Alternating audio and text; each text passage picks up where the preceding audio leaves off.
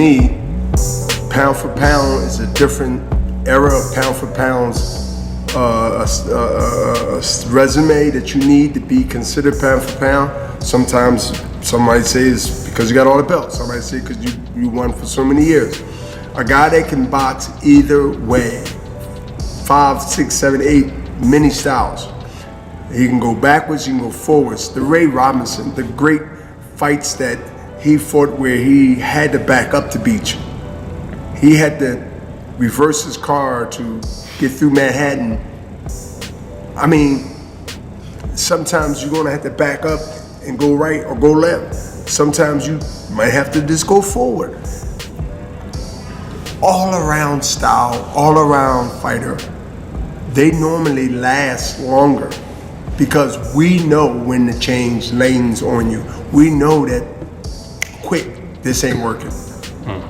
What worked for the 80% of guys you fought is not working now. And it's not the first round. Obviously, you ain't gonna throw the towel in just on the first round. But it comes a time where the corner can't even let you know when it's time. That's the experience. That's how you treat yourself, temple. And now you take all these things and you take them into 35 and up. Bernard was dropping some straight jewels of the sweet science right there. Dante's Boxing Nation, what's going on, guys? So clearly Bernard Hopkins was talking about Canelo Alvarez in that clip when he said, some people will say you're pound for pound the best fighter in the world because you have all the belts, or maybe because you've been winning for a long time. And then B-Hop, he says, a real pound for pound fighter is someone who has like 5, 6, 7, 8 different styles. He said all around fighters, versatile fighters, usually last a lot longer in the sport of boxing. He's talking about fighters like Terence Crawford. Every single time old media disrespected Terence Crawford by trying to put another fighter on the hope list above Crawford on the pound for pound list, all of those fighters met the same fate. Meaning they all either got knocked out or just took an L and started to decline, while Terence Crawford outlasted all of them and still is considered pound for pound the best fighter in the world today. I mean, when you just look at the names that old media had on the pound for pound list as number 1 over Terence Crawford, it shows Terence Crawford's longevity. We're talking about fighters like Sergey Kovalev, Gennady Golovkin, Roman Gonzalez, Lomachenko, Canelo, and even Inoue. That is what a true pound for pound fighter does. And that's exactly what Bernard Hopkins was saying. Now, when it comes to Bernard Hopkins indirectly talking about Canelo Alvarez, of course, he wasn't going to say Canelo Alvarez's name directly because for some reason, these black fighters, they feel like criticizing Canelo Alvarez is like violating one of the 10 commandments. But Oscar De La Hoya, he wasn't afraid at all to say what Bernard Hopkins should have been saying. So Oscar basically said to B-Hop, don't worry, champ, I got this one. I'ma say it for you. So Oscar De La Hoya came out and he said, the truth is everyone is afraid of speaking the truth. The fight was a effing dud. Triple G was old as fuck and Canelo can't hold Hopkins' jock strap. Guys, that's really what Bernard Hopkins was saying.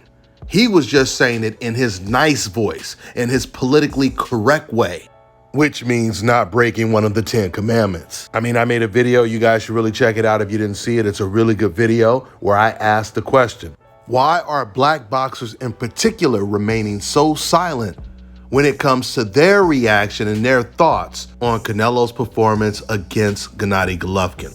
Because everyone else that wasn't black, they were all criticizing Canelo's performance, from Oscar De La Hoya to Roberto Duran to Teddy Atlas to Julio Cesar Chavez. And the list just goes on and on and on. But it was funny because I noticed there were Canelo Alvarez fans in my comment section. They were saying, oh, well, the reason why blacks are not saying anything because they're trying to get a fight with Canelo. And then they also use the excuse, oh, that's because they're still active fighters. You know, all these people that are criticizing Canelo are retired fighters. Now, we know that's not true because there were no black retired fighters that said anything about Canelo's performance, like Bernard Hopkins. And we know this had nothing to do with the fact that all these guys, they want to fight Canelo, so they don't want to say anything. That's not the case, because we're talking about fighters of all different weight classes. We're not just talking about guys fighting in Canelo's division. From flyweight all the way up to heavyweight, no black boxers came out and said the things about Canelo Alvarez that fighters like Oscar De La Hoya, Chavez, Roberto Duran, and Teddy Atlas said. But if you guys missed the video and you want me to elaborate on why these black fighters are not saying anything, check out that video I did, where I titled the video, "Why Are Black Boxers Remaining So Silent When It Comes to the Canelo Golovkin Fight?" But this is the reason why I got to give Oscar De La Hoya a lot of credit, because you heard what he said. He said, a lot of people are afraid to tell the truth. Oscar was willing to say something that the whole boxing world already knew and was thinking he was just one of the only people that was willing to just say it. You know, guys, I told you long time ago when Canelo was still being promoted by Oscar, when Golden Boy was promoting Canelo Alvarez, some of you guys might recall me saying, there's a lot of things that Oscar De La Hoya wants to say about Canelo Alvarez, but he can't say it right now because he's promoting him. And now that Oscar De La Hoya is no longer promoting Canelo Alvarez, the truth is coming to light. Everything Oscar De La Hoya felt, he's now able to say it. He can say it. He can go completely unfiltered now. And what really made me feel Oscar De La Hoya has actually a lot more to say about Canelo, but he can't do it right now, what made me feel that way is when he said, Canelo Alvarez, if he wants to be great, he's going to have to fight the likes of Charlo and Andre. So I'm sure Canelo will fight them. When Oscar De La Hoya said that, he was making it clear that he felt Canelo Alvarez, he can't be considered a great fighter if you're not willing to take on the toughest challenges in your division. I always tell you guys, when it comes to Oscar De La Hoya, he fought the Andres, the Charlos of his era. He fought Ike Cortez, Shane Mosley, Pernell Whitaker, Felix Tito Trinidad, Bernard Hopkins. He was fighting all of those dangerous black fighters that Canelo Alvarez has been avoiding for damn near a decade now. So when Oscar De La Hoya said that Canelo Alvarez can't hold Bernard Hopkins' jock strap, I would say to Oscar De La Hoya, are you serious? Canelo, he can't hold Bernard Hopkins' opponent's jock strap. I mean, forget about Hopkins. Canelo Alvarez, he ain't even the best today in his own weight class, in his own era. So of course he can't hold Bernard Hopkins' jock strap. Shit, Canelo Alvarez, he better be driving a forklift to lift Bernard Hopkins' jock strap.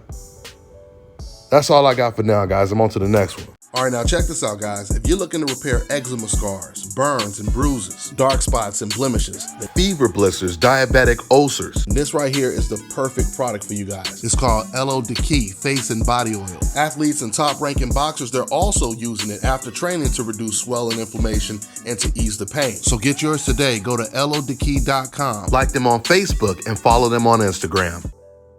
Fellas, I've got some great news for you. If you've lost your hair or have a receding hairline, the time has come when you can finally get your hairline back through a process called scalp micropigmentation. So here's how it works. It's a hair tattoo that replicates the look of your hair follicles when you have fully shaved it down. So to get this hookup, make sure you follow and contact my man Scalp Carolinas on Instagram.